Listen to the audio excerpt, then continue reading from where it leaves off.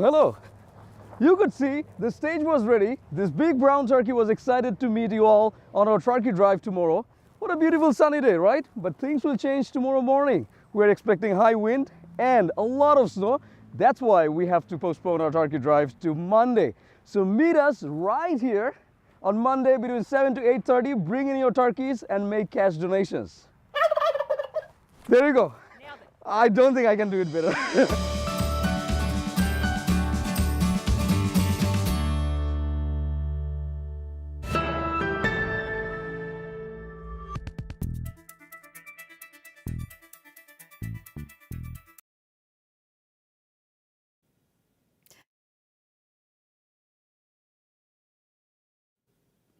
Let's return now to Bannerman Brewing in downtown St. John's. That is where CBC NL is on the ground and kicking off our annual holiday fundraiser. It's also where we find our reporter, Jessica Singer. She should be standing by there shortly. There you go, to tell us all about the Make the Season Kind campaign. And Jessica, what else can you tell us about this campaign?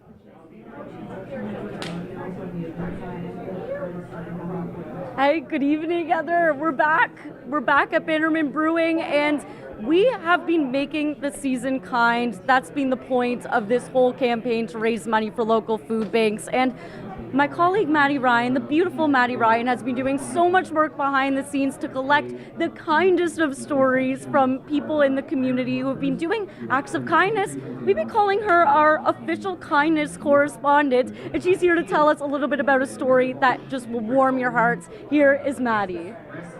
Thank you so much, Jess. I've been very, very lucky over the past few weeks to be collecting all of these amazing stories of kindness and meeting just the most incredible, kind people with the best stories. And last week, I visited the Portugal Cove St. Philip's Lions Club. Have a look.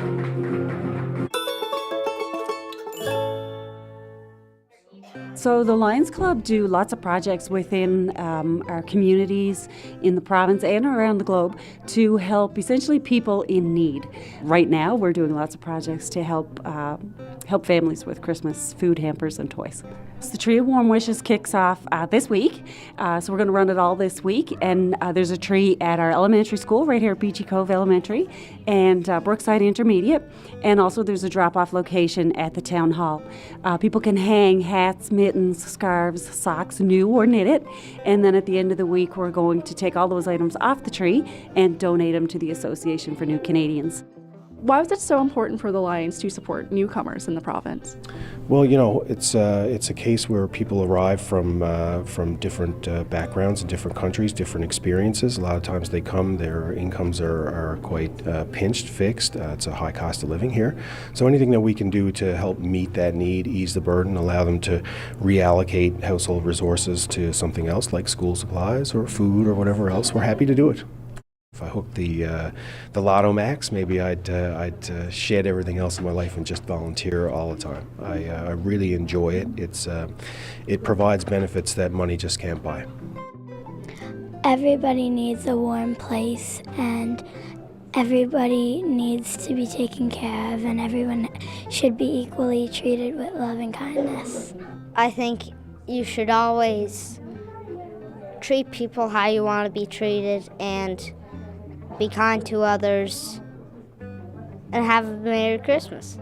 If you've got 1 hour, 2 hours, even a few minutes to spare throughout the month, reach out to your local Lions Club. It doesn't have to be a commitment that you have to be there the second and fourth Tuesday every month. We're welcoming people of all ages. You can join at the age of 18. You can come along, bring your family, even as young as these children right here, 10 years old. Just do a little bit, do what you can when you can to help those in need in the community. That was some of the highlights from my conversation with the Portugal Cove St. Philip's Lions Club. I'm Maddie Ryan here at Bannerman Brewery in St. John's. Back to you, Heather.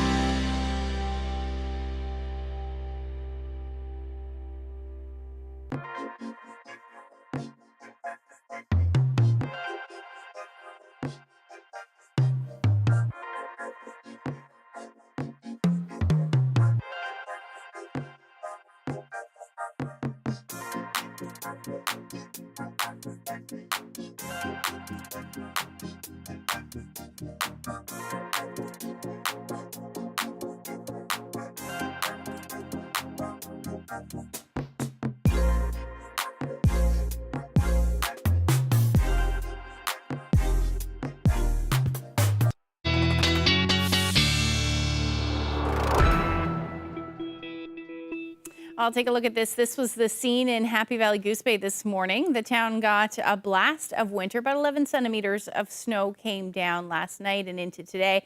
And there's also, or was, a snowfall warning earlier, and several other warnings are in effect across Labrador at the moment. And I just had to share this with you. Krista Blizzard posted this video. There we go. Music is what makes it the best. They posted this video on Facebook. A perfect name for today. Yes, Blizzard is her real last name. This is her neighbor's Santa decoration. The big guy having a hard old go of it today in Happy Valley Goose Bay. Thank you so much for sharing. Just play that on repeat. On repeat. Music as well. So good. Poor Santa. And I know it was a really windy night and early morning today in St. John's. Ashley, what can you tell us about all of those winds? Had, winds topping out in Happy Valley Goose Bay, only about 72 kilometers per hour today, but still leading to some blowing snow, certainly for a good chunk of the afternoon. But take a look at the numbers for elsewhere across the province. The Recas area topped out at 139 kilometers per hour. Cape Pine, 129. Bonavista, 121. Really lots of areas seeing those wind gusts over 100. As Heather mentioned a little bit earlier, about 107 in St. John's. And Gander saw a wind topping out at about 90 kilometers per hour. So those winds have, for the most part, ended the wind warnings across the island, but we still have the Northern Peninsula west, as well as along the Strait. And then winter storm warnings are still in place from Makkovik through to Nain. Now, you're going to eventually see these winds in the wind warnings anyway end after midnight. And then up across Labrador, we'll start to see some improving weather as we head to tomorrow morning, mainly for Nain and to Hopedale. And then into the afternoon, it's going to linger a little longer around the Makkovik area, but you will eventually see conditions improve. So we can see that area of low pressure spinning to the north there. And overall, the snow has let up a little bit for the Happy Valley Goose Bay area, at least the winds have. So your snowfall warnings have ended. But in behind this area of low pressure, we've got some colder air moving in, and that is a recipe for snow squalls to develop. And we are seeing that right now for those of you on the West Coast, a little bit of shower activity still further east as well. So Environment Canada has a snow squall watch in effect really all along the West Coast and including the Burgeo area through the interior and Deer Lake. It's just a watch now, but those conditions are favorable to see these persistent squalls continue through the night and into tomorrow. And just a few notes about that. Snow squalls, if you can't remember from last year, are often sudden. And there are intense bursts of snow and wind that happen, which will often lead to whiteout conditions and rapidly deteriorating roads. And a lot of times, if they're on the highway, you can actually drive in and out of these squalls, which is what makes them so treacherous. So as far as the snowfall amounts go, we could be talking about 10 to 15 centimeters, upwards of 20 in some of the persistent squalls. That's certainly not out of the question through Saturday and even into Sunday. And areas along southern Newfoundland and even the Avalon may see some of these squalls develop as well tomorrow. And if we do see them and they are persistent, we could see somewhere between 5 to 10 centimeters with those squalls.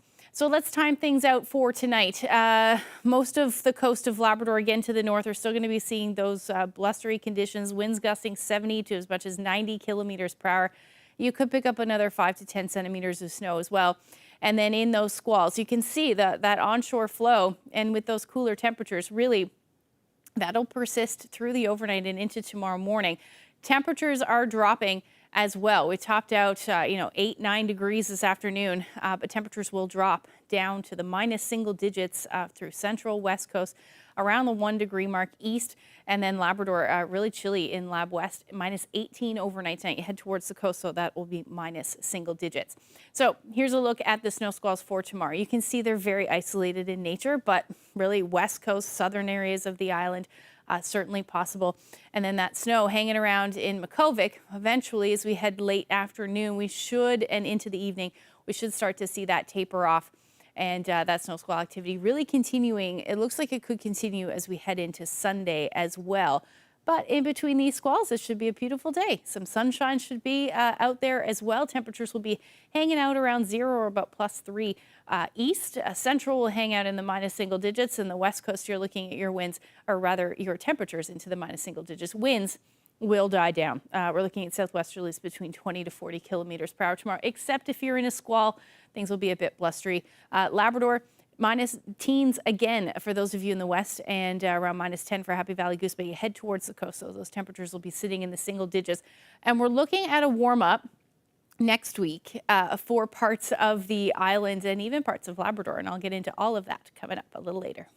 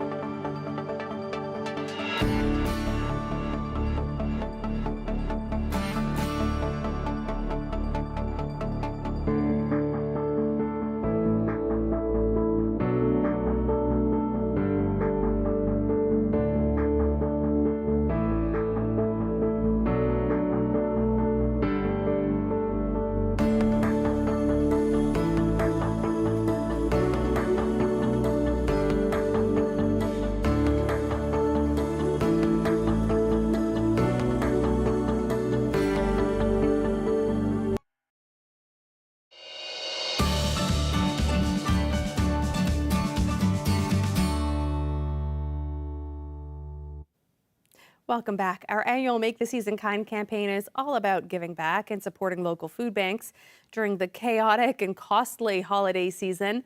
All funds raised during this month go to the Community Food Sharing Association.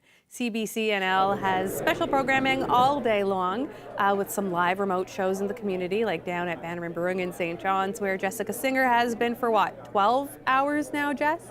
How are you doing? What a long day for Heather, you. It feels like I've been here forever, but I can't complain.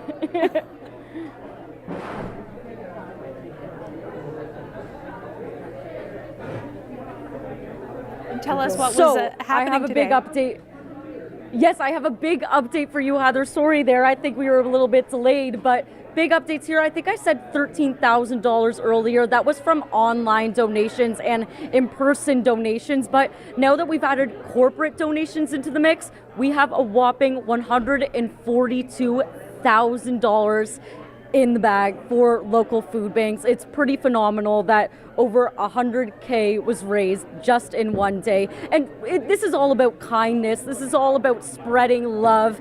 And we have had so many moments like that, especially during the morning show, which started bright and early at 7 a.m. Here, take a look at what people had to share. You've been working on making the season kind on this whole campaign. What have you been doing? That's right. So I've been running around for the past 3 or so weeks collecting stories of kindness, and I've met some really great people. And today we're doing all sorts of things. We have a wall of kindness that we're creating, so anyone can come in, fill out a card with your story of kindness, and maybe we'll read it on air. Please reach out if you need support. We are here to help. We try to keep things as low barrier as possible. This year we had the conversation on how could we, perhaps all of us, come up with an idea to raise some money to sponsor a family. So Gigi thought of painting rocks, and she set the price point on them, and she ended up selling enough that we raised $550. How does it make you feel? Happy. Who's Jay? My little brother. Oh my goodness. And how old is he? 2. Yeah. Do you love him? Yeah. We have a long and special relationship with Bishop Abraham School, and we've been providing hampers for families in need there for about the last 15 years now. The 49 clubs that I'm responsible for in Eastern Newfoundland, there is not a single one that is inactive over the next 3 or 4 weeks. Everybody, it's all hands on deck to help others. And oh my goodness, Santa just walked in, so I feel even better. Realize that there's a lot of things that are going well in your world, so get involved in your community, and boys and girls, you can always help somebody. How are students being kind to each other right now? Well, recently there was a big fundraiser at the UC, Holidays at the UC, with different people selling food, trinkets, crafts, books, in support of the campus food bank. So you have some more stories for us. Do you want to share them? This one says the Portugal Cove St. Philip's Lions are spreading Christmas cheer by delivering 100 stockings stuffed with goodies for seniors in their community. We have 60 food banks in our membership, and those food banks serve on average 15,400 individuals on a regular monthly basis. Thank you for being here. Thank you so much for having us. So we started a toy drive in 2020 with my Amazon group, Money Saving Mama, for Single Parents Association. We've been doing it now for 4 years. This year is our biggest year yet. We have about 600 items collected. What's your favorite part, Declan, about helping out your mom with all of this stuff? Making kids happy on Christmas Day. We had such a big donation that's going to help so many families, so it's amazing to see. This summer, I kayaked around Newfoundland. I experienced acts of kindness the entire way, offered many hot meals, roofs to sleep under, and good company. We even received tickets to watch Blue Rodeo in Shanneyganock. Newfoundlanders never cease to amaze. It's very true.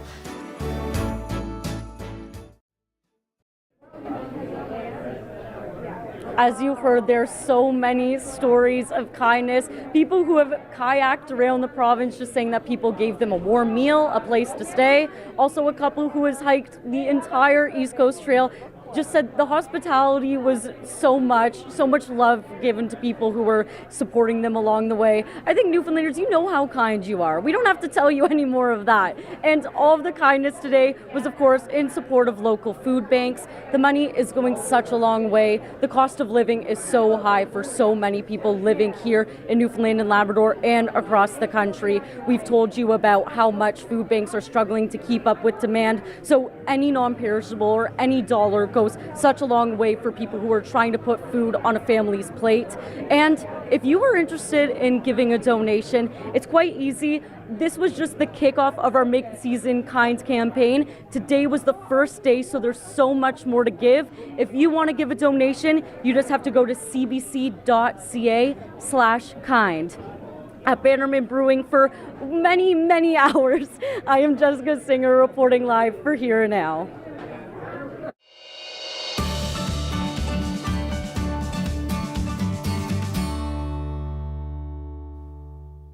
In national news across the country today, events are being held to mark the 35th anniversary of the mass shooting at Polytechnique, Montreal. An incident that claimed the lives of 14 women, 13 were students. In Montreal, community groups organized a march calling for an end to violence against women. Je suis autochtone, arrête la violence contre les femmes autochtones. They hung white ribbons to remember women who have died as a result of femicide in Quebec this year. Also today, people laid bouquets of white roses at the university in memory of the women who were killed in 1989. 13 other women were injured in that attack, which was perpetrated by a man who later took his own life. He had ranted about feminists ruining his life. Lisa Fay, the Executive Director of the St. John's Status of Women Council, is joining us now to talk more about this grim anniversary. So Lisa, it's been 35 years since the massacre in Montreal.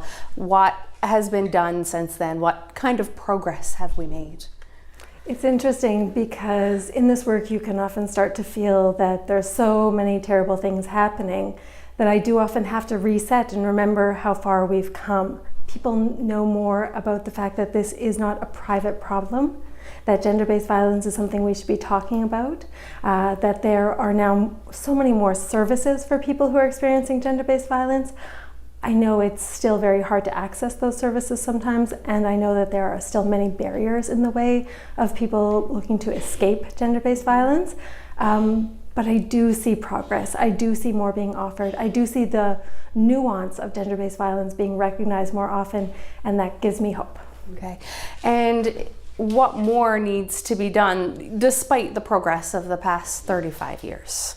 If I had to speak to one thing and one thing only, it would be the lack of housing in our province.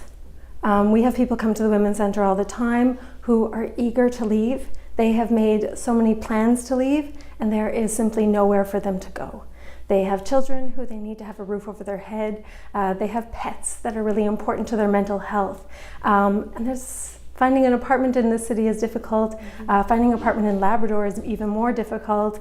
And finding a space where you can bring your children and your pets and still afford it is almost impossible. If I had to name one thing that I see standing in the way of people leaving, it's a lack of access to safe and affordable housing. Can you paint us a picture of what gender-based violence looks like in Newfoundland and Labrador? Because it can look different depending on where you are. It changes over time, you know. It's really interesting to see how gender-based violence evolves and also how our responses evolve. Again, a moment ago I spoke to Labrador, and in speaking to people in Labrador, speaking to people on the Northern Peninsula, the number one thing is access to transportation. Even if you have a safe place to go, family members to be with, there isn't a bus system that can get you there. You have to tell someone your plan, and that's a risky thing in itself if you don't know that you have people that you can trust to transport you somewhere. In St. John's, of course, transportation isn't easy, but when we speak to people in these parts of the province, we understand that it's near impossible. Access to sexual assault nurse examiners, that's very much settled in certain urban parts of the province, whereas the services they offer are so important in terms of people making decisions about reporting sexual assault, and that's a service that everyone in our province should have access to. One more service that I think of that is so important is the Family Violence Intervention Court, now called the Intimate Partner Violence Intervention Court. And that's not available through our whole province either. And it's such a helpful way for people to access justice outside of our normal justice system in a way that better suits their needs. I dream of a day when across our province, in addition to housing, everyone has access to at least these 3 services that can help them to keep themselves safe. Can you tell me who does gender-based violence affect? Who are you helping? Who comes to your door for help? That's really the difficult thing because it is affecting so many people now in so many new ways. So for example, one of the things we're talking about a lot now is technology facilitated gender-based violence. People are talking about being tracked by new types of devices, being unable to understand how or where those devices are, how to stop them. Violent partners saying, I know exactly where you are right now, I know exactly what you're doing. It's very hard to live your life, even if you have left, if you can never really feel safe. It's been 35 years, like we said earlier, since the massacres in Montreal. Why is it still important to remember these women and take action? It's important for me to remember these women because the truth is they were people and they were doing something that so many of us try to do. They were doing something that I'm soon going to do with my own daughter, which is they were heading off for an education. They were in a program that women were told that they didn't belong in, the engineering program. They were stepping outside the accepted bounds of what was told to them that their gender should be doing. I want women to be able to step outside the bounds of what gender tells us we can do. It's so easy to feel like what happened in Montreal couldn't happen today, but I also know that when people break boundaries, when people do things that that their gender doesn't tell them they can do, it's still dangerous. And it's important that today people stop and think about that and not say, that's something from the past. It's not. It's evolved. It might look different, but it's still a reality. Lisa, anyone who is experiencing any sort of violence, what should they do? We would love to see you come down to the Women's Centre. I mean, one of the first things I can say is we have free counseling every Tuesday and Wednesday afternoon. It's completely free. You call us, you drop by, you do what you need to, and someone will talk to you. But trying to do this on your own is probably the hardest thing that you can do. And you don't have to, and we really want to be there for you. Okay, Lisa, we'll leave it there. Thank you so much. Thank you.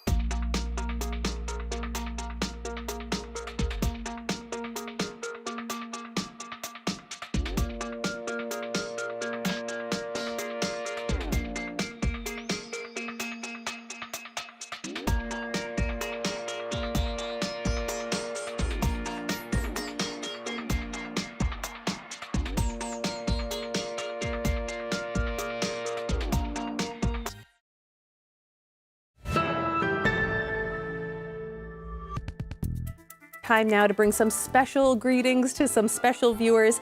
Happy 60th wedding anniversary to Ralph and Judy Meadus with lots of love and best wishes from your daughter in Ontario. Happy 57th anniversary to John and Patsy Boland of Newtown, Bonavista Bay, who celebrated on Monday. Greetings from all your family. Congratulations to Margaret and Eric Diamond, who celebrated their 62nd wedding anniversary yesterday, originally from Change Islands, now living in North Pond Manor, Torbay. Tom and Diane Coffin, formerly of St. John's, now residing in St. John, New Brunswick, celebrating their 60th wedding anniversary. Love from family and friends. Happy 55th anniversary today to Lowell and Pamela Bonnell of St. John's. Happy 50th anniversary to John and Madonna Howell from St. John's, married in Wesleyville on this day back in 1974. Happy 58th anniversary to Vince and Vera Malloy of Bay Roberts. Happy 55th anniversary to Randall and Linda Manning of Corner Brook from your family, especially your grandsons, Joey and Jasper. Happy 61st anniversary to Garland and Rhoda Parsons of Norris Point, who celebrated on Thursday. Happy 67th wedding anniversary on Monday, December 9th, to Raymond and Eileen Blundell of Clarenville.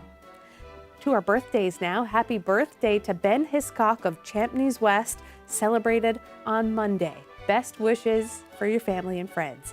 Margaret Boudreau of St. John's is celebrating a very special 90th birthday. Happy 91st birthday to Vicky Stiles of St. John's. She celebrated on Thursday. And wishing a very happy 97th birthday to Bill Thibault of Gander. He celebrated on Wednesday, December 4th. Happy 90th birthday to Don O'Keefe from all your family and friends. Happy 90th to Caroline Chalk of Charlottetown, Bonavista Bay, celebrating on Monday. Happy birthday greetings to Lloyd and Cora Wiseman of Springdale. Lloyd celebrated his 92nd birthday on Tuesday the 3rd, and Cora celebrated her 91st on November 27th. Happy 98th birthday to Muriel Hart. She celebrated on Sunday, currently living at Meadow Creek Retirement Home in Paradise. Happy 96th birthday greetings to Hertha Blackwood in Glovertown. And Rose Miller was born on Burnett Island, Fortune Bay, and moved to Fortune, now living with her daughter and son-in-law in St. John's, and she's going to be 98 on the 8th of December. Ruth Hiscock celebrates 96 years on the 7th. Wishes from your 4 children, your great-grandchildren, and your grandchildren too, of course, formerly from St. Chad's, now living at Orms, Birchview Manor in Glovertown. Happy 91st birthday to Clarence Butler of Long Pond, CBS. Wishes from your family and friends. And happy 91st to Geraldine Butler from Long Pond, CBS, with love from all of your family and friends as well. Happy 91st to Melvin Riggs of Browndale, who celebrated his birthday yesterday on the 5th, with greetings from all of your family and friends. Happy 97th birthday to Minnie Randall, formerly of Winterbrook and Mount Pearl. She now lives in Hillcrest Estates. Wishing Jim Pendergast of Point Verde, who is celebrating his 91st birthday on the 6th, that's today. Happy birthday from all of your family and friends. Yvonne Plowman from Portachosse celebrates her 104th birthday. Congratulations to you, my dear. She's celebrating on December 8th. Greetings from your son, Ben, and everyone at the Long-Term Care Center in Port Saunders. Another fine bunch indeed. All right, Ashley's here with the weather. What do we have to look forward to in our long-range forecast, Ashley? Well, we still have some more snow squalls. That will be the story Sunday night, or Saturday night rather, into Sunday. But let's take a look at what else is going to happen. So the snow squalls will eventually, they should start to fall apart though as we head into the morning hours for most of the south coast and potentially even parts of the west coast. The conditions aren't as favorable, but the reason for that is because we've got our next weather maker moving in. That's going to change the wind direction, and it's also going to bring some more snow to parts of the province as well. That will happen later in the day. The first part of the day actually looks really decent for your Sunday. We should see some sunshine around -1 in St. John's. Temperatures really across the board will be sitting in the minus single digits, with the exception of the Burin Peninsula. You'll be hovering around 0. -6 for St. Anthony. And then southeastern portions of Labrador will be sitting in the minus single digits as well. And then back down to about -11 to -12 for the rest of the Big Land. Again, you'll see some more light snow move in late day on Sunday with plenty of sunshine through the afternoon. Like I said, Sunday looks really decent at this point. So our next area of low pressure will move in through the night and into Monday morning, starting messy for parts of central, the west coast. We may even see some snow to start for the Avalon early in the day, but that will quickly change over to rain. And that will continue at least through the first part of the day. We may actually see some clearing in behind that, but some snow will continue for the west coast, southeastern portions of Labrador. It is still too early to tell you just how much snow is going to fall. Keep an eye through the weekend if you do have any travel plans for your Monday. And as far as the temperatures go, again, warming up quite a bit, 7 degrees in St. John's, hence why that will be rain. As you head towards central, temperatures will be hovering around the 2-degree mark. This is where we'll likely see some accumulation. Same thing as you head towards the northern peninsula, hovering around the 0-degree mark. And then southeastern portions of Labrador in the minus single digits as well. Otherwise, the rest of Labrador, you sit this one out. You get to sit in the minus teens with some sunshine. Long range forecast, a little bit of a roller coaster. After Monday, dropping back down Tuesday and warming back up again on Monday, which will come with some rain. And then for central, you are also looking at a bit of a roller coaster by the time we get into Wednesday with either rain or snow. So some weather as we head through the next couple of days. Western Newfoundland, you're looking at your warm up by the time you get into Wednesday. Then for the big land, your temperatures will stay below 0, but warm up as you head towards Wednesday with some snow in the forecast. And that will be the story for Western Labrador as well. Our weather photo of the day is in Port de Grave. This photo was from, I believe, last week, but the Greenpoint Lighthouse there. And a nice big wave. Thank you to Gary for that. And if you have any weather photos you'd like to share with us, you can do that by sending them to my Facebook page or emailing them to nlphotos@cbc.ca. Wow, what a shot, Gary. It looks like a Perfectly timed. Yeah, a surfer's paradise as well for anybody who likes to do that. A tad bit cold, likely. Just a little cold. Yeah, I'll stay out of there. Yeah, absolutely. Me too. Okay, well, that is our show for the evening. Thank you for being with us. Good night. Good night.